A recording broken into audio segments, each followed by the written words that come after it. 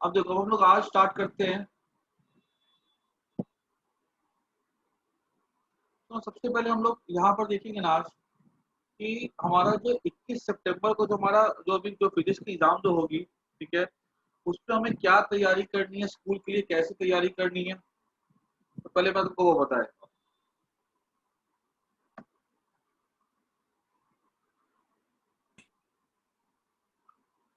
देखो पेपर तुम लोग का बॉम्बे से आता है, ठीक है, no doubt.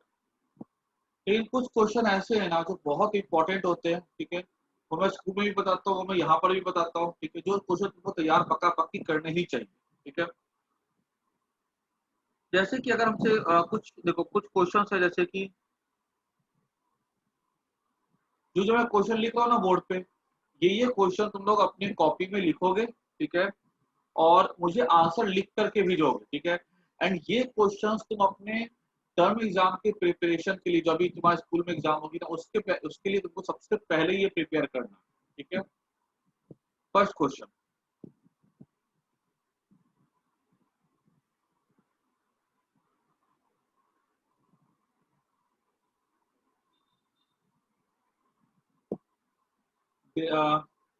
Find acceleration of m1 and m2 in given system।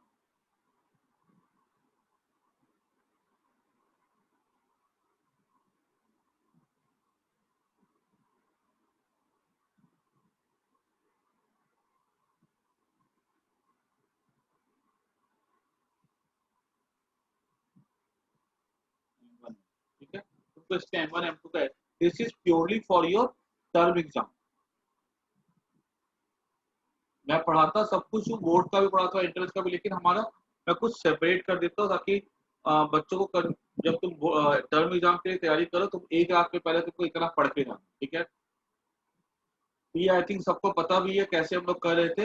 हमने इस पे m1 को लिया था, ऐसे m1 जी ऊपर और t को दिखाते थे, बोला जाता था m1 m2 से बड़ा है, m1 जी बड़ा होगा, नीचे लगेगा।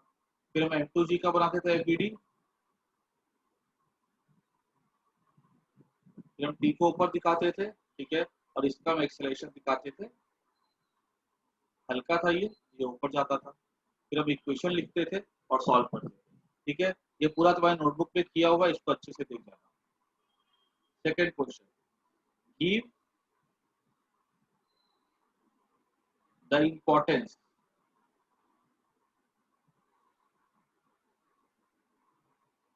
The importance of three laws of Newton. ये सब के आंसर मुझे क्वेश्चन नोट कर लो, स्क्रीनशॉट ले लो, जो भी जैसे भी करना है, ठीक है। और क्या कहते हैं, मुझे आंसर्स लिख करके, ठीक है, बाय टुमारो मेरे को तुमको भेजना है, ठीक है। कल तक की या कल एक काम करो, कल शाम तक की भेज देना, ठीक है। कल शाम को, कल रात को 10 बजे तक भेज देना, ठीक है, टिल 10।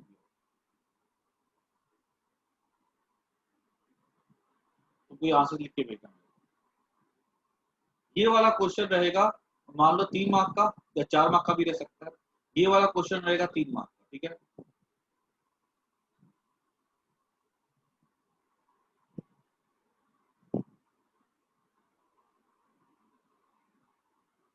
उसके बाद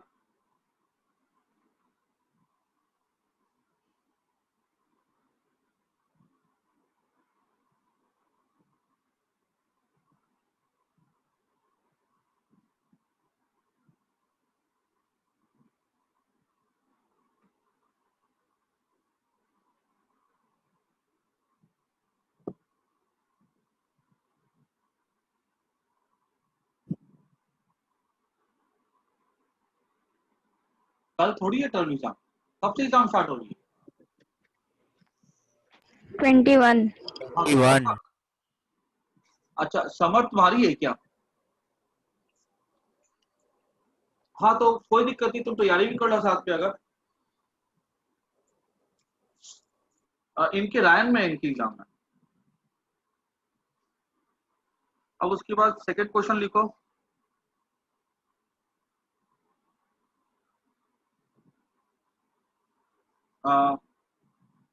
what does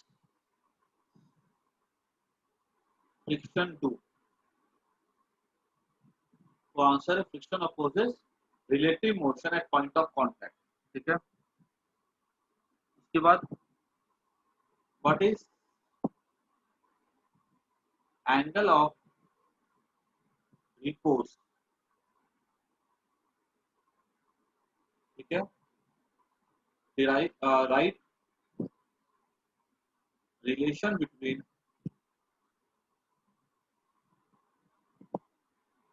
mu and theta s, मतलब एंगल ऑफ रिपोज। ठीक है, ये क्वेश्चन रहेगा 1 मार्क का, ये क्वेश्चन रहेगा 2 मार्क। ये तुम लिख सकते हो आराम से।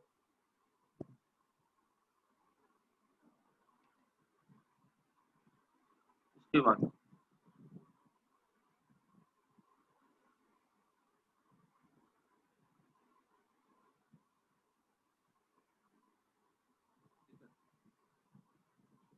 How do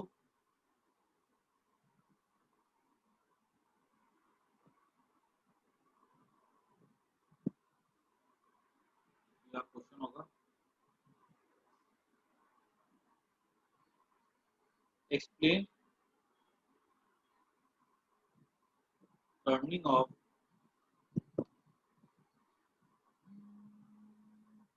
explain.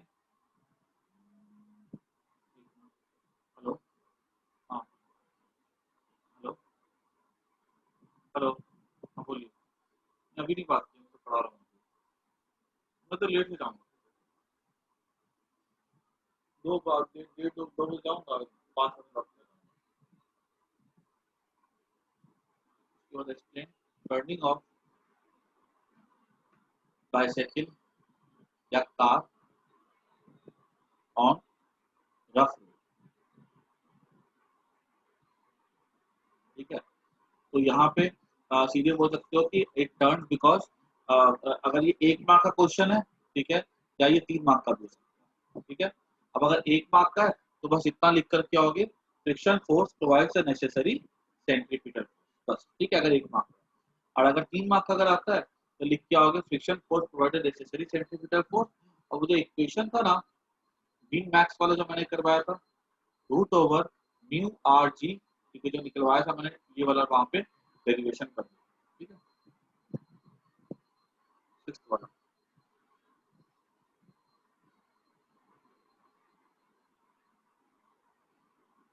अगर यही क्वेश्चन क्वेश्चन की लैंग्वेज तुमसे थोड़ा बदले बदले कुछ कर सकते हैं। गाड़ी स्लिप क्यों करती है? ठीक है, तो गाड़ी स्लिप इसलिए करती है बिकॉज वहां पे जो नेसेसरी सेंट्रीपिटल फोर्स होता है, that is not able to provide the required, जो वहां पे जो फ्रिक्शन फोर्स होता है, that is not able to provide the necessary centripetal force. तो कार स्किड्स या बाइक स्किड्स। ठीक है, ऐसे क्वेश्चन को लैंग्वेज से थोड़ा टर्न करके पूछा जा सकता है। शॉर्ट आंसर तुमको एक बार पढ़ जाना है। ठीक है, तो लैंग्वेज हमको जैसे भी पूछा जाएगा हमको लिखने की आना चाहिए। देखो, कोई चीज तुम्हारी ये क्लास 8 9 जैसा नहीं कि दिमाग को रटने का, तुम्हारे कंसेप्ट क्लियर होना चाहिए। ठीक है, तो क्वेश्चन कैसे भी घुमा के पूछा जाए तुम उसका आंसर दे सकते हो।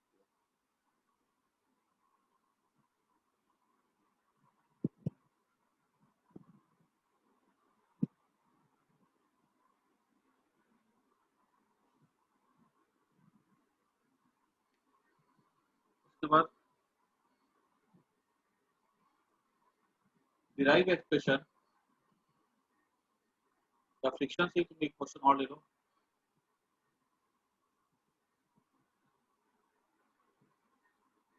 ये मैंने डेरिवेशन करवाया था ना, derive expression for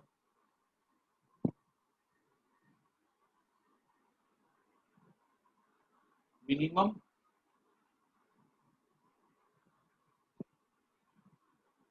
force to make the body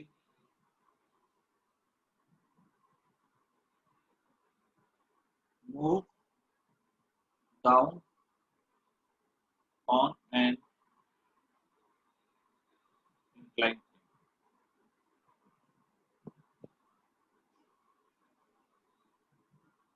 body था, ठीक है। और इसको हमने कैसा करना था, नीचे लेके जाता था ना, थीटा यहाँ पे था थीटा, ये फोर्स ऐसे लगाते थे हम लोग, याद करो, एफ और ये अल्फा। इसका लंबा समय डेरिवेशन करवाया था, याद करो।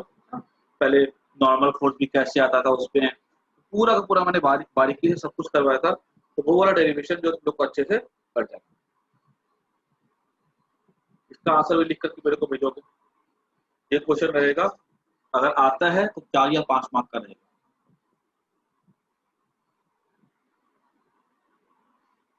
ठीक है, उसके बाद why is pulling easier than pushing।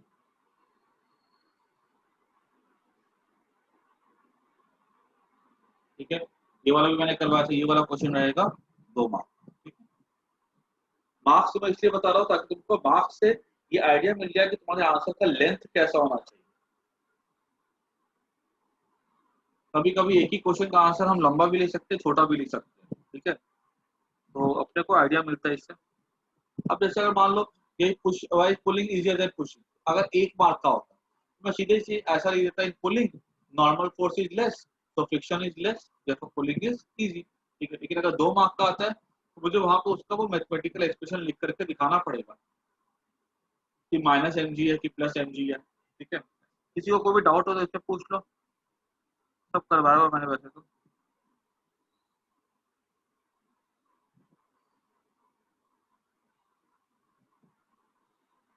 उसके बाद next question, derive expression for centripetal acceleration.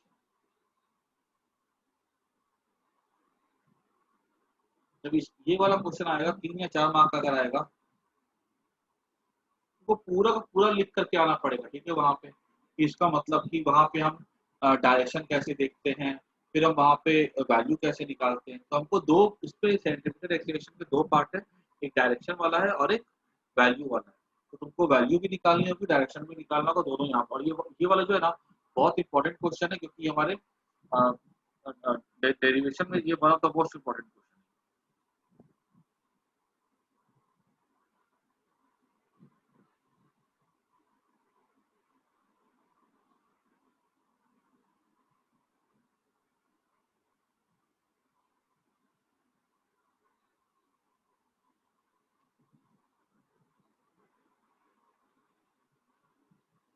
ठीक है, इतना तुम लोग जो है ना पहले मेरे को लिख करके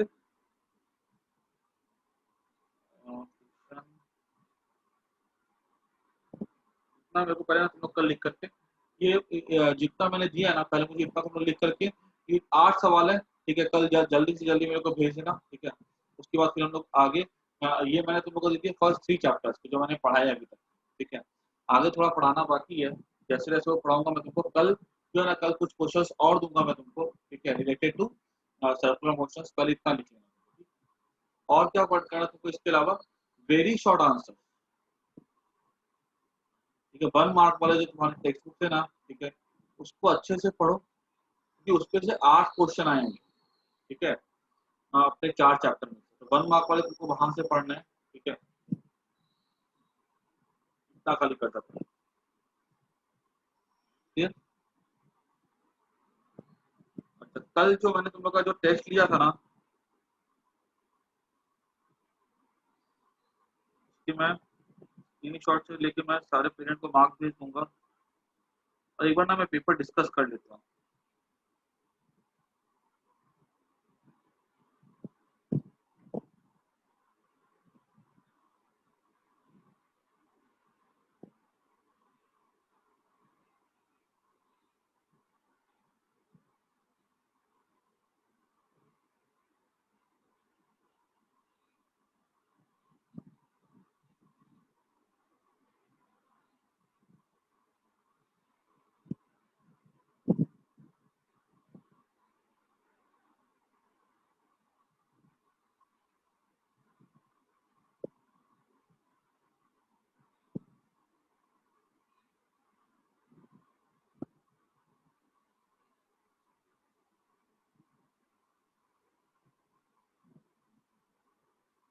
देखो, जिसको जिसको कोई डाउट है जरा मेरे को बोलो ना।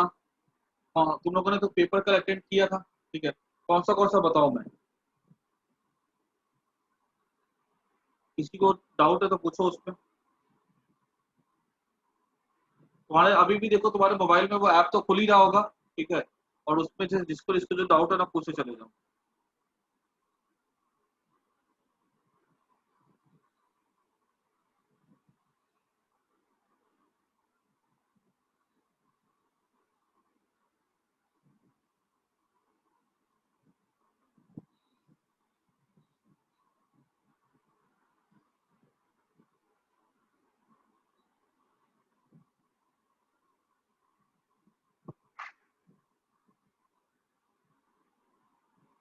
बोलो।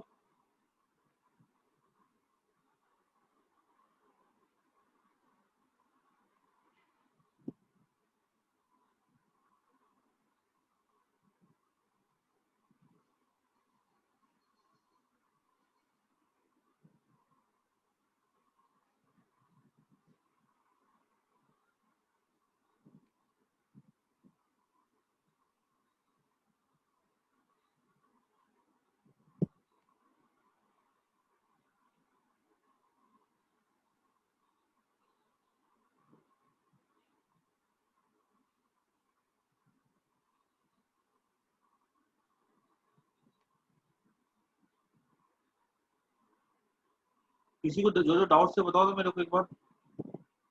आवाज आ रही थी, नहीं आ रही है?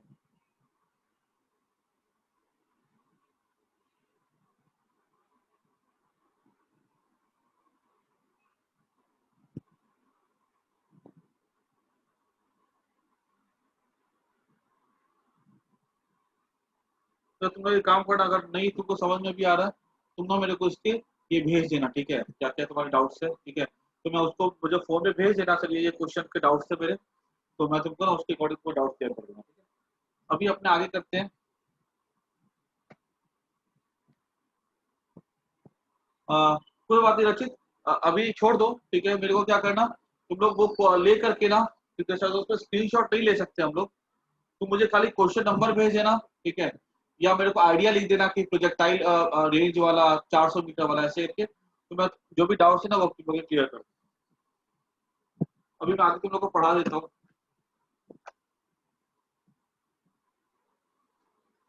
टॉपिक हम लोग कर रहे थे लास्ट क्लास में सेंट्रीफ्यूगल फोर्स, है ना। तो सेंट्रीफ्यूगल फोर्स हम लोग स्टार्ट करें आगे से। देखो, सबसे पहले तुम लोग एक पढ़ते ना, एक टर्म होता है सूडो फोर्स। सूडो फोर्स पढ़ने के बाद हम लोग पढ़ेंगे सेंट्रीफ्यूगल फोर्स। सूडो फोर्स हमारा टॉपिक आता है न्यूटन लॉज ऑफ मोशन में आता है, ठीक है। तो इस सूडो फोर्स को हम लोग क्या समझेंगे, तो शायद से मैंने टॉपिक तुम लोग करवा ही नहीं था, तो मैं अभी करवा देता हूँ। मान लो कि एक ट्रेन ऐसे,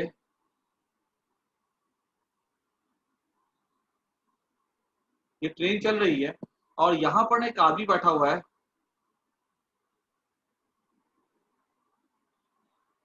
और यहाँ पर दूसरा आदमी बैठा हुआ है,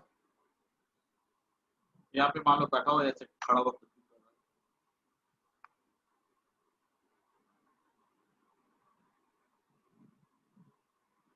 ये इसको, ये ए है, ये बी है,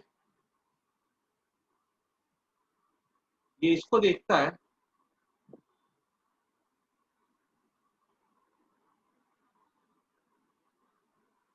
ए बी को देखता है और बोलता है कि बी जो है ना वो रेस्ट पे है। ए क्या बोलता है, बी कैसा है, वो रेस्ट में, क्योंकि ट्रेन चल रही है, ट्रेन में एक्सेलरेशन हो रहा है। तो ए क्या बोलता है, बी कैसा है, रेस्ट में, बी क्या बोलता है, ए रेस्ट में। लेकिन अगर मान लो यहाँ पे कोई खड़ा हुआ है, कोई पर्सन सी, तो सी क्या देखता है, ए को देख करके बोलता है कि ये जो सी है ना, ये तो मूव कर रहा है, इसके ऊपर फोर्स लग रहा है, इसका मास अगर मान लो एम है, इसके ऊपर कितना फोर्स लग रहा है, एम इंटू ए लग रहा है। अगर ई को देखने वाला सी है, तो सी क्या बोलेगा, ए को देख करके कि ए जो है उसके ऊपर फोर्स लग रहा है, उस फोर्स की वैल्यू क्या है, एम इंटू ए है।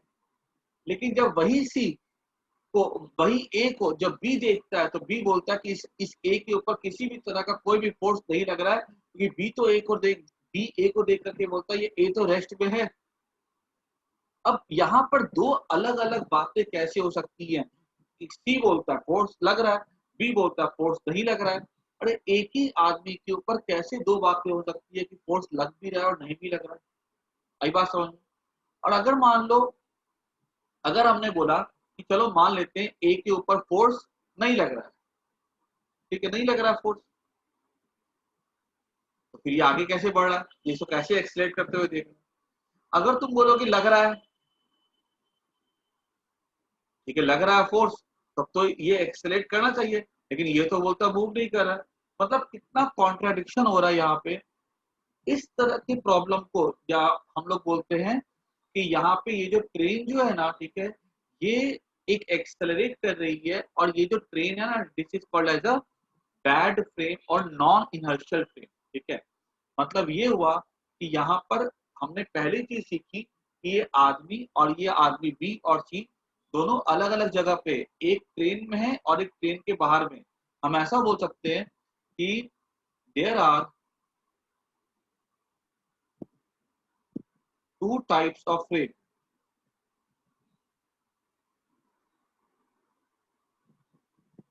पहला इनर्शियल फ्रेम, ठीक है, विच इज नॉन एक्सेलरेटेड। जो फ्रेम एक्सेलरेट नहीं करता, जिसकी स्पीड समय के साथ नहीं बढ़ती है, वो कैसा फ्रेम होता है? वो होता है इनर्शियल फ्रेम। और दूसरा हो जाता है नॉन इनर्शियल फ्रेम। ये क्या हो जाता है? Accelerated frame. जैसे ट्रेन एक्सेलरेट करती है, उसको हम क्या बोलते हैं? Accelerated frame. अगर तुम रोड पे खड़े होकर किसी चीज को देखते हो, तुम इनर्शियल फ्रेम पे हो। अगर तुम किसी कार में बैठ गए और उस कार की स्पीड लगातार समय के साथ बढ़ रही है, तो वो कार क्या बन जाती है? नॉन इनर्शियल फ्रेम, ठीक है। अभी दोनों में डिफरेंस क्या? In inertial frame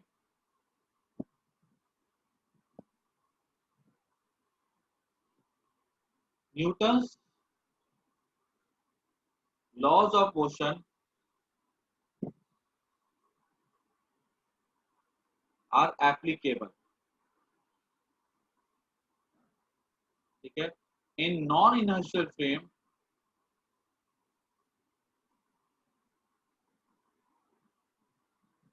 laws of motion are not applicable, ठीक है। अब अगर नॉन इनर्शियल फ्रेम में लॉज अगर एप्लीकेबल ही नहीं है, तो हमें क्या ऐसा करना पड़ेगा ताकि हम वहां पे उन लॉज को अप्लाई कर सके, ठीक है। तो देखो इसको इस तरफ से, अब यहाँ से एक नया कंसेप्ट निकल करके आता है। वो कंसेप्ट था सूडो फोर्स। कैसे सूडो फोर्स आता है देखो।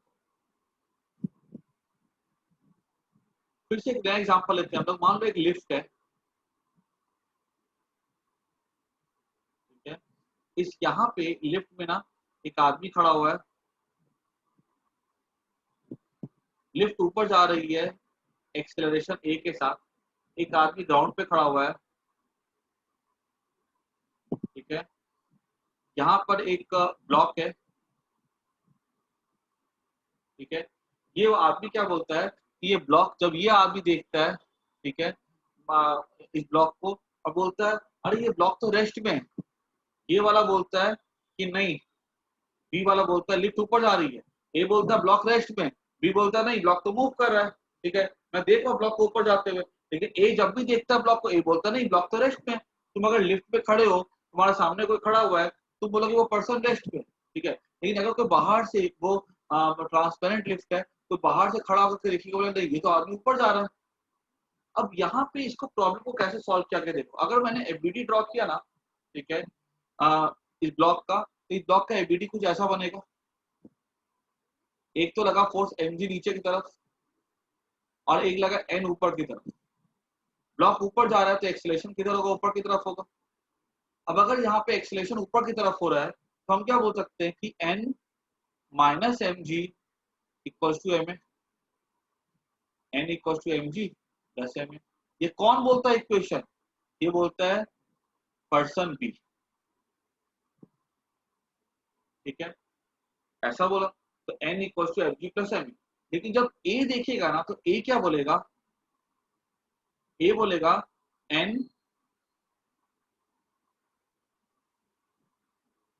एम जी, ठीक है, ये तो बोलेगा कि तो रेस्ट में n minus m g, rest में तो a कितना 0 हो गया।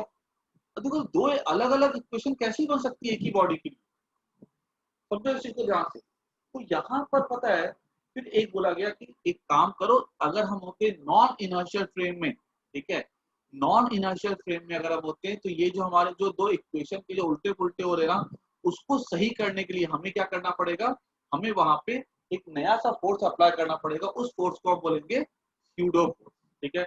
अब यहाँ से जन्म होता है स्यूडो फोर्स का, ठीक है। क्या बोला गया देखो यहाँ पे, स्यूडो फोर्स, स्यूडो फोर्स अब तुमको समझ में आएगा, थोड़ा डिफिकल्ट टॉपिक होता है लेकिन ध्यान दोगे तुमको सब समझ में आ जाएगा। पहला स्यूडो फोर्स के बारे में क्या होता है, इट इज, स्यूडो मतलब होता है फॉल्स, तुमने पढ़ के रखा होगा एमीबा के पास होता है स्यूडोपोडिया, पोडिया मतलब होता है पैर, स्यूडो मतलब होता है फॉल्स, वो क्या अपनी बॉडी के प्रोजेक्शन से पैर बना लेते हैं, ठीक है, तो उसको कहते हैं फॉल्स हीट कहते हैं या फिर फॉल्स फोर्स होता है, ठीक है। तो it is applied only when body is in non inertial frame, ऐसा करके कोई फोर्स होता नहीं है, हम इसकी पढ़ाई क्यों कर रहे हैं, ताकि हम अपने न्यूटन के लॉज को दूसरे फ्रेम में भी अप्लाई कर सकते, ठीक है। कितनी बार देखो फिजिक्स में ऐसा होता है कि हम कितनी बार चीजों को इमेजिन करते हैं ताकि हम किसी रियल चीज को समझा सकें, ठीक है। जैसे कि तुम अगर पढ़े होगे कि टॉर्टॉइस की और हेयर की रेस हुई थी, ठीक है, अब कछुआ और कछुआ की और खरगोश की अगर रेस हुई तो उससे ये मॉरल निकला था कि slow and steady wins the race. लेकिन क्या तुमको लगता है कि वो ऐसी कोई रेस हुई थी सच में, ऐसी तो कोई रेस नहीं हुई थी, लेकिन उस वो रेस तो अनरियल है, लेकिन उससे जो मैसेज मिलता है हमको वो तो रियल है ना, slow and steady wins the race.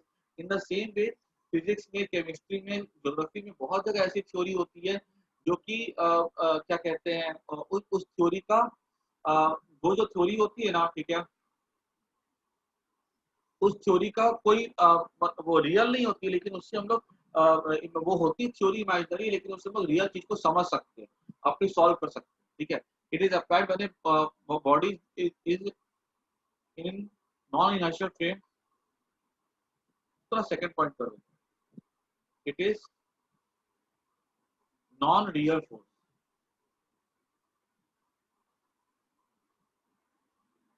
तीसरा, it is the value of forces,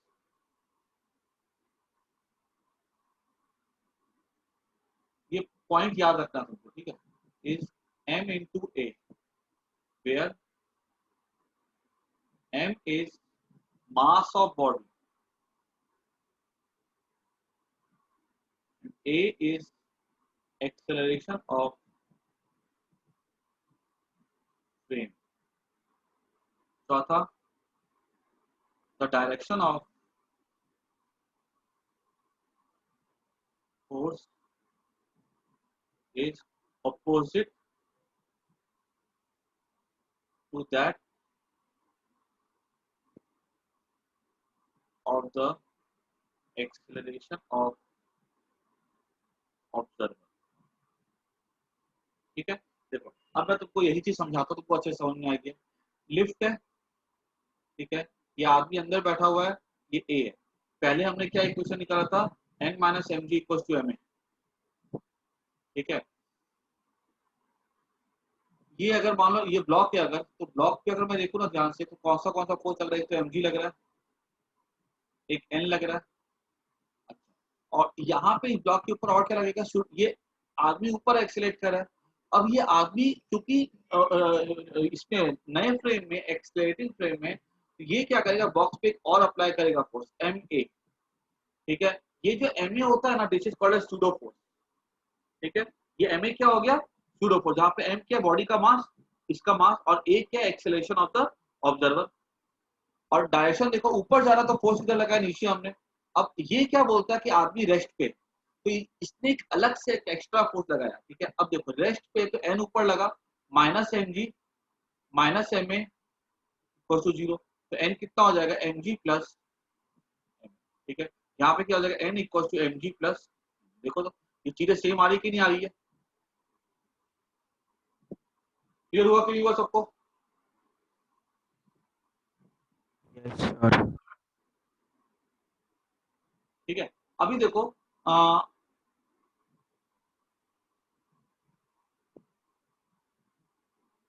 तो ये वाला जो स्यूडो फोर्स का जो कंसेप्ट है ना, ठीक है, इसको हम लोग और भी इसके पता इसके बहुत सारे न्यूमेरिकल्स ही बन सकते हैं, ठीक है। लेकिन अभी हमको बस फिलहाल इतना याद रखना है कि वो कब लगता है किसी बॉडी के ऊपर, जब वो बॉडी होता है इसमें एक्सेलरेटेड फ्रेम में होता है, ठीक है। और उसकी वैल्यू क्या होती है, उसकी वैल्यू हो जाती है एम इंटू ए, और डायरेक्शन क्या हो जाता है यहाँ पे एम पी प्लस ये हो जाता है, ठीक है। अभी एक काम करो,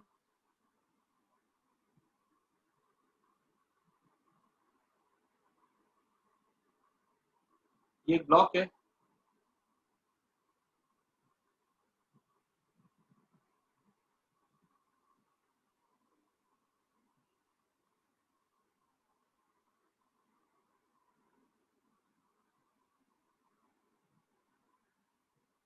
एक काम करो अभी हम थोड़ा सा स्टार्ट कर लेते हैं centrifugal force.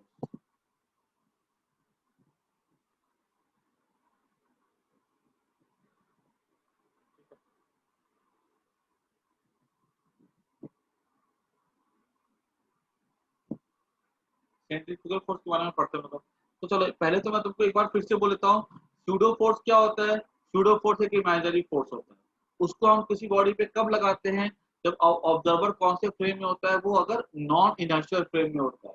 Non inertial frame मतलब एक ऐसा फ्रेम जो जिसपे एक्सेलरेशन हो रहा हो, ठीक है। उसके बाद जो हम जो स्यूडो फोर्स जो लगाते हैं उसकी वैल्यू क्या होती है, उसकी वैल्यू होती है बॉडी का मास इंटू एक्सेलरेशन। किसका एक्सेलरेशन, तो आंसर है ऑब्जर्वर का एक्सेलरेशन। स्यूडो फोर्स का डायरेक्शन क्या होता है कि जिधर भी ऑब्जर्वर मूव करे ना, उसके ऑपोजिट हम लगा देते हैं स्यूडो फोर्स, ठीक है। अब जैसे एग्जांपल ले लो, अगर यहाँ मान लो एक मास पड़ा हुआ है एम जी, ठीक है, मास एम है, ठीक है। अगर उसके ऊपर एक ऑब्जर्वर है, ठीक है, जो कि ऐसे ऊपर जा रहा है विद एक्सेलरेशन 2 मीटर पर सेकेंड स्क्वायर, ठीक है। इसका बॉडी का मास अगर मान लो एम है, ठीक है, तो इसके ऊपर कितना फोर्स अप्लाई होगा स्यूडो फोर्स, तो आंसर है स्यूडो फोर्स इसके ऊपर हो जाएगा एम इंटू 2, ठीक है। जो भी ऑब्जर्वर होता है ना, ठीक है, अगर वो एक्सेलरेट करता है तो वो उसके ऊपर क्या अप्लाई करता है, स्यूडो फोर्स अप्लाई करता है, ठीक है। और उसकी वैल्यू सबको पता होनी चाहिए, उसका डायरेक्शन सबको पता होना चाहिए, ठीक है। अभी काम करो ना, मैं क्लास एंड कर रहा हूँ, फिर से ज्वाइन कर लो ना।